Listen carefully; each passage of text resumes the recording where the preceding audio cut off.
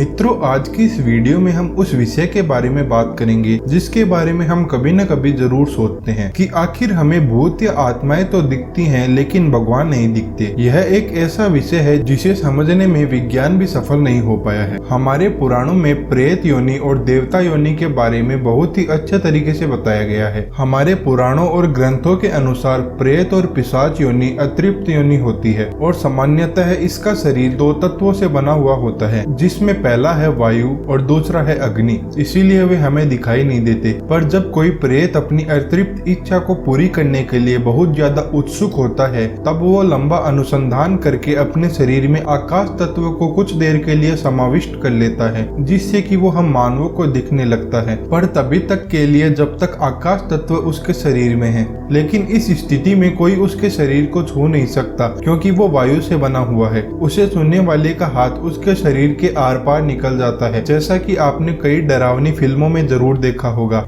इतना ही नहीं बल्कि जब प्रेत आत्मा बहुत ज्यादा अतृप्त होते हैं तो वो बहुत ज्यादा तपस्या करके अपने अंदर आकाश तत्व के साथ साथ जल तत्व का भी समावेश कर लेते हैं, जिससे कुछ देर के लिए स्पर्श का अनुभव भी पाया जा सकता है। पर इस स्थिति में कोई आदमी उस प्रेत पिशाच को छू ले तो उसे ऐसा लगेगा जैसे उसने किसी बर्फ को छू लिया हो, अर्थात उनका शरीर किसी बर्फ के समान होता है। प्रेत आत्माएं चाहे कुछ भी कर ले, वो पांचवें तत्व यानी पृथ्वी तत्व का अपने शरीर में समावेश नहीं कर सकते, क्योंकि पांचों तत्वों से मिलकर हमारा मानव शरीर बन जाता है। किसी भी प्रेत को उसकी योनि से वापस मानव योनि में आने की अनुमति नहीं होती है। पृथ्वी तत्व की कमी की वजह से ही प्रेत का शरीर कभी भी पृथ्वी का स्पर्श नहीं कर सकता है, बल्कि हमेशा जमीन से कुछ ऊंचा उठा हुआ होता है। इसके विपरीत उच्च योनियों में जैसे देव योनि आदि योनियों में शरीर 6 तत्वों से बना हुआ होता है, जिसमें वायु, जल, अग्नि, आकाश, पृथ्वी तत्वों के साथ ही अक्षर तत्व भी होता है। ये अक्षर तत्व वो तत्व होता है जो इन दिव्य लोगों के लिए इन दिव्य शरीरों का नाश नहीं होने देता और इन्हें हमेशा युवक, महाबली और अजर बनाए रखता है। इसलिए देव पुरुषों के शरीर को सामान्य मानव बर्दाश्त नहीं कर पाते। अगर इन देव पुरुषों को मानव स्थूल आंखों यानी नग्न आंखों से देख ले तो देव पुरुषों के दिव्य तेज से मानव अंधा भी हो सकता है और उसकी त्वचा भी जल जाएगी।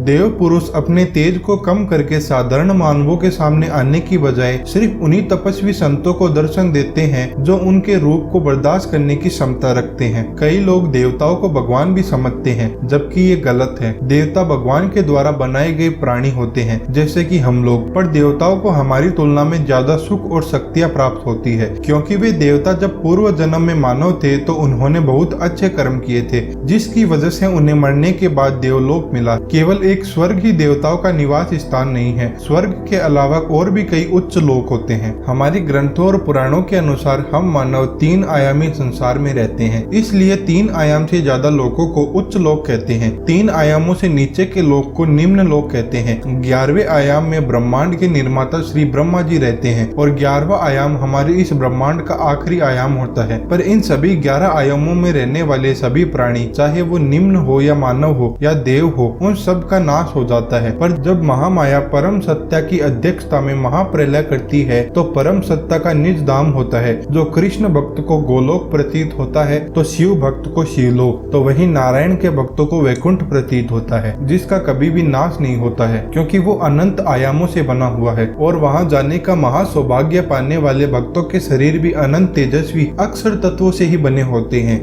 भगवान के परम दिव्य लोक का निवास उन्हीं लोगों को प्राप्त होता है जिन पर परमात्मा की महान कृपा हो, और इसका हकदार वही है जिसका मन, वचन, कर्म सब दूसरों की भलाई में ही लगा रहे। इसलिए अगर आप सोचते हैं कि भगवान को देखना इतना आसान है तो यह वहम अपने दिमाग से निकाल दीजिए, क्योंकि ये उतना ही मुश्किल है जितना पानी में छेद करना। तो मैं आशा करता हूँ कि आप समझ गए होंगे कि प्रेत और पिशाच हमें क्यों दिखते हैं और भगवान क्यों नहीं दिखते। तो यह वीडियो आपको अच्छी लगी हो तो वीडियो को लाइक कीजिएगा और ऐसी ही और वीडियो देखने के लिए इस चैनल को सब्सक्राइब कीजिएगा।